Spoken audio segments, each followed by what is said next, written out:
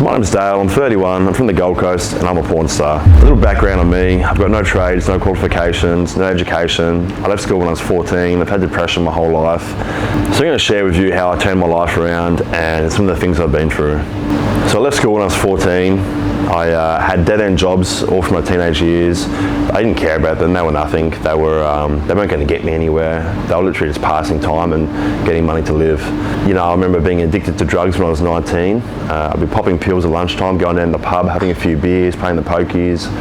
You know, I was in a pretty dark place. You know, that led me to cut myself as well. Have suicidal thoughts, and it was rubbish, it was no good. So at age 21, I started going to the gym. I got really into it. My dad was a bodybuilding judge. I started Googling questions that I wanted to know. So, you know, I would Google how much should I eat every day to grow? How does someone 6'2" grow? You know, I was 6'2", and I was 66 kilos, which is very, very tiny for my height. You know, I was wringing wet. There was nothing to me. And that led me to have no confidence at all, you know. Like, I'd walk down the street, my head would be down, I'd be looking at the ground. I would never approach a girl. I would think, you know, I was worthless basically. So, you know, I started doing that. I started eating heaps, force feeding. At that time I couldn't eat breakfast, so I would force feed myself to the point where I'd actually vomit because I felt sick in the mornings. It was, you know, it was definitely a mountain to get over. And then I decided to move away for a year. I moved down to Ulladulla, down south coast of New South Wales. And down there, I started taking steroids for the first time. And I went from 66 kilos to, what was it, I think 96 kilos in a year and a half. And then boom, my confidence went up. I thought I was the man, you know, girls are coming at me, life is changing. So after a year I moved back to Tweed Heads, which is on the border of New South Wales and Queensland. And from there I got a job as a bouncer, and then things just excelled again. So more women are coming at me, I'm more of a fuckboy. You know, I've started partying a bit more again, you know, just your pills and MDMA, etc, etc. You know, I'm a bigger boy, I'm hanging out with, you know, some of my old friends I grew up with that weren't, they weren't necessarily bad people, but when I was around them, I felt influenced to do things that weren't really true to myself. I soon slowed down on taking drugs when I was at a party one time. I had too many drugs, too many drinks, and I flipped out. Everyone ran inside, locked the door, and they were scared. The next day, a mate of mine who was at the party, it was his house, he messaged me and he said, mate, that was pretty fucked up. He goes, you really need help. And I sat there and I cried. I was like, fuck me, like, what have I become? What am I doing? Where am I? So I got one of those 6 sessions with psychologists for free, went and seen one of them. And I slowly started doing things to help myself a little bit. Did I come off drugs completely? No, I didn't. I wasn't strong enough back then. I was still weak, but that was probably definitely my first eye-opener where I knew I had to make some change. You know, I've still got depression. I'm still going through things, and one of my ways of dealing with depression was spending money. I was terrible with money. You know, I would get loans just so I could go spend money to make myself feel better. Like, I was a fucking idiot. That led me to have quite a bit of debt from doing that quite a few times. And I did not know how to manage money. So whatever I was earning, I was spending.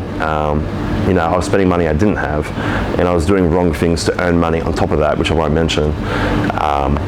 Anyway, I ended up doing my crime, which you know, led me to jail for 4.5 years, and I did that crime just so I could make more money, just so I could, you know, feed some of my drug habits, so I could, you know, help my depression, you know, to try cure it basically. But I wasn't going to get cured from doing crime and taking drugs. That wasn't going to happen. So walking to jail, I was not scared at all, but I had one fear. My one fear was losing the life that I had outside. And I thought that life was great, you know, I'm partying in penthouses and strippers and sex and all this shit. All this shit that meant fucking nothing. I was surrounded by fake friends, whatever. But I'll tell you one thing, I was very lucky going to jail. For me personally, I was blessed with the opportunity to reflect. It's an opportunity that we don't get out here because we're busy out here. We have all our friends and family around us. We're watching TV. We're going to sport. We're very occupied all the time. Our brain's very occupied. In there, I had fuck all. I didn't take drugs inside. I had my mind. That was it. So I'd be in my cell and I'd be planning. And thinking and reflecting. I was reflecting on where did I go wrong in life? How did I end up in jail for 4.5 years? What the fuck happened to me? And I had to really think about that. I had to bring myself down to nothing. And I'm glad I did that, because then I was able to build myself back up how I wanted to. So in jail we get a diary every year at Christmas. In this diary, in every single page, I would set out who I wanted to be and what kind of life I wanted. I would write down everything from what kind of guy do I want to be? What kind of friend do I want to be to my friends? What kind of friends do I want? What kind of girlfriend do I want? What kind of boyfriend do I want to be to a girlfriend? What kind of jobs do I want? How do I want to wake up in the morning? Do I want a routine? How do I want to go to bed? Everything. The reflection I did in there was fucking stupid, but I wrote it all down. I've still got the diaries now in my little office, which is great. I've reflected on them a few times now. And so I was lucky that I actually had that. And on top of all of that, I'd think about business. I would think, I've had nothing in my life, which is due to my own mistakes. I could have had a lot more, but I fucked up. It's on me. So I thought, fuck it. I want to be a millionaire. Why can't I be a millionaire? There's no reason I can't. People do it all the time. So I thought, fuck it. I'm going to start thinking of business ideas. I wrote down 55 business ideas in there. Not all of them I planned, did business plans for, some of them I did. And that was the first time in my life I did proper manifestation without even knowing it. But I was luckily handed a few books as well. These books were about mindset and a bit about motivation as well, and about business and investing. And those books were also very, very, very helpful for me. I'm not much of a reader. I don't read now. I have a very short attention span. Very hard for me to sit down and read a book. But fuck me, I'm glad I read those books, because they definitely helped change my life. There's a question I get asked all the time. Do I regret going to jail? The answer is no. I regret my crime for the victims, but going to jail was the best thing that ever happened to me. And that's for what I just mentioned, for all the reflection I got to do and the manifestation. So fast forward to me getting out of jail. How'd that manifestation go when I first got out? In me being the man I want to be, it went good. I got to walk out as a new me. And I think among my friends and people who know me now, I'm pretty well liked and respected because I have become a good person. But as far as working and business goes, that was a tough one. You walk out of jail, you got nothing. I had friends that helped me. I had my family that helped me as well. But that help only goes so far. At the end of the day, you got to kick your own ass into gear and do it yourself. So. That was a bit of a tough run, One business I tried to do, that came from an opportunity from a friend, I had no idea what I was doing, didn't work out. Got one job that wasn't exactly above board, so it didn't work out either. And then it's 2021, it's around Christmas time, actually pre-Christmas as well, and I'm dead broke. I actually have to borrow money to pay my rent. I got to borrow money to get fuel in my car. I'm feeling very embarrassed. I've got friends asking me to go to the pub and the bar and whatever with them to have a drink, and I was going, but I couldn't buy drinks. I'm very fortunate. I got very good friends, and they knew that, and they would help me out when they could, and they were happy to buy me drinks. And I didn't sponge off them. I was embarrassed. I'd smoke bomb. I was like, fuck, they bought me 10 drinks. I'm like, I can't do this anymore. Fucking embarrassing. So it's February 2021. I got no money, dead broke, borrowing money from friends. I'm like, what do I do?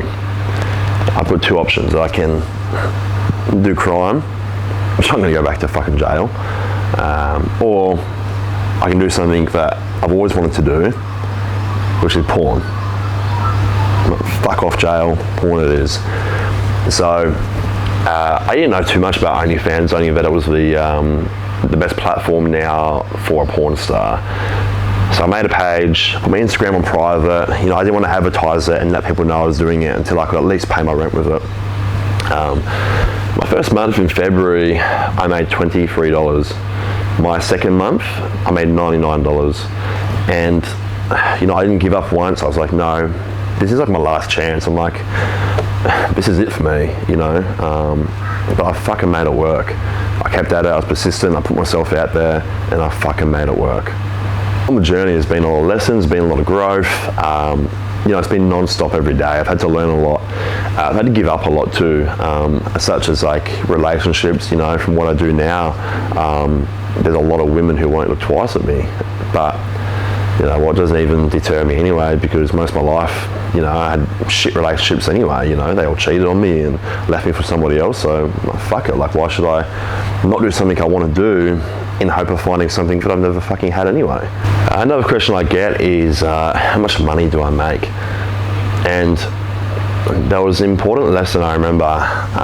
One of my mentors told me was not letting people know how much money you make. Look, I've done very well what I'm doing, and the reason I've done very well with what I'm doing is because I had to. I wanted to as well, but I had to. I had nothing else. This was it, and I fucking fought for it. There was nothing, there was nothing stopping me. Like in my head, I've already made $1 million. It just, you know, you've got to get there still. And that's what manifestation is. It's seeing something that you want as it has already happened. And for me, I've already made millions of dollars. I've already, you know, got the car of my dreams, the house of my dreams in my mind. Physically, I don't have it yet, but it will come because I've already made up my mind, but it will come. Fast forward to now, I've never been this happy. I still have a depression day here and there, but I know how to deal with it now. If depression comes, I explore the emotions, I go through it. I'll get some bad food, put a movie on my TV and just relax. Or I might need to go see a friend and have lunch or breakfast or something. But I know there's no particular reason for the depression. It will just come, you know, it will come by like a wave. But overall, I'm fucking happy. I'm loving life. I'm surrounded by like literally the best fucking friends you could ever ask for. You know, work's going great. I'm motivated. I've got goals. I've got direction. You know, like where I'm at now, I'm only just scratching the surface. I've got that much room to grow. It's fucking stupid. You know, I still have to kick myself in the ass. Like I'll be in the car and have to say out loud, like I am worthy and capable of what is to come, because I see the future. I'm like, fuck me, like, yeah, wow. It's about to get big. And let me tell you guys, like, you know, I've been at the bottom. You know, I'm still not at the top. I'll get there, but I've been at the bottom. And these short little wins, like, you know, drug dealing and gambling and taking drugs in general, that's all fake shit. You don't need to do that. If you believe in yourself and you work hard and you actually surround yourself with good people, like, you can get there. But honestly, like, don't fuck around, just fucking do it. Like, when I was in jail, a friend of mine, when we were training, he would say to me, don't be a weak cunt. And what that meant would be, if I was failing a set, say I had to do 50 repetitions, if I got to 40 and I was stopping, he would say, don't be a weak cunt. And that would mean, don't fucking be weak, keep going. And I say that to myself all the time now. I'm sorry to use the C word for people who don't like it. I don't mean that in a bad way at all. It's just a phrase. But yeah, boys, girls, don't fucking be weak.